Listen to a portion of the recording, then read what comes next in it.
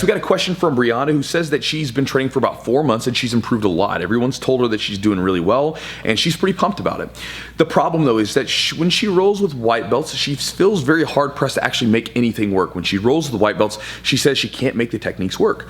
But then when she rolls with colored belts like blue belts, purple belts, and so on, she's actually able to engage with the techniques that she's been working on. And she's wondering, first off, is this normal? And then she's kind of wondering, like, why is she able to use techniques on colored belts but not on white belts? Because again, these guys are better, but why are the people that are less skilled, why can't she use the techniques on them? And she put into parentheses, she says, I said practice, I don't tap them.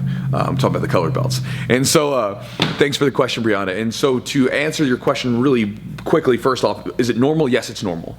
And what is it? Then I'll share that with you. So a great sort of story that popped in my head when you sent your message was one of our females that trained with us back in 2011. When she first started, she was really scrappy and she was rolling with one of our brown belts at the time, and our brown belt obviously was rolling with her, and he went very slow, right? He was kind of engaging with her, and he was actually like working on some stuff that day. He had taught class, and so when she got to the position to try to use the technique, he allowed her to get the submission, right? He was actually like watching her to feel around to see if she could actually get the submission, and she was able to, right? Because he kind of let her do that. And then, we had a conversation, this girl and I, and she was talking about how she's like, yeah, she's like, I'm still having trouble with some of the white belts, but she's like, I submitted one of the brown belts the other day. And I listened to the comment. I was like, well, he's letting you, right? And she's like, I don't think so. I mean, I submitted him. I got the move on him like really quickly.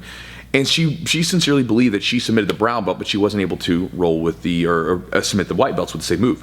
So I told the brown belt, I was like, listen, just roll with her and don't let her do anything, right? Like, let her know, again, kind of let her have the feel. And the next day they rolled. He he didn't hurt her, but he turned it up to the point where he didn't allow her to do those techniques, and he was able to out-position her very easily because, again, he's been training for such a long time. It doesn't even compare. He's had too many reps, too much mat time for this person who's brand new to be able to, give him a good go yet. And then it kind of made sense, right? He was playing down to allow her to engage, and this allowed her to try those movements on. Now, the reason that you're not able to do the techniques on your white belt, your partners, is because they're kind of in the same boat with you. And so they're not relaxed like a colored belt is, right? Because like my brown belt, when he was rolling with the female that was here at the gym, at any point, he could do this and the match is going to be over because, again, he's just had so much experience training. So if he doesn't want her to, she has 0% chance of winning. And it's probably like that with you and a lot of your more experienced training partners. You've only been training for a short period of time. So if they don't want you to win, right, you got 0 chance.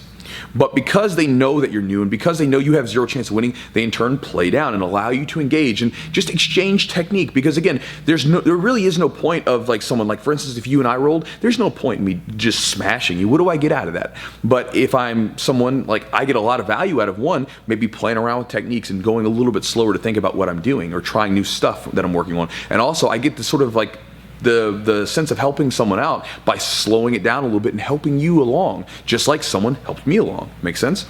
Now, again, going back to the white belts, the reason it's so difficult is because they're stressed out. They don't have that ability to simply stop you from beating them, right? They're fighting like life and death because they know that if you get into a good position, it might be possible for you to beat them. And a lot of times in the beginning, when we're trying to sort of get ourselves up to some sort of baseline level of like status, essentially what it is, we don't want to lose. And so basically they're fighting you 100%, and this group of people is fighting you probably like, somewhere down like maybe 10, 15, 20%, right? Depending on the level that they're at. And so that's kind of what's going on. People are fighting really hard. These people aren't fighting hard. These people are stressed out. They're also very new and reckless at times, and these people are much more efficient with their techniques, and in turn they can just kind of engage very slowly and in a much more technical fashion. And so that's what's happened, Brianda. It's very normal.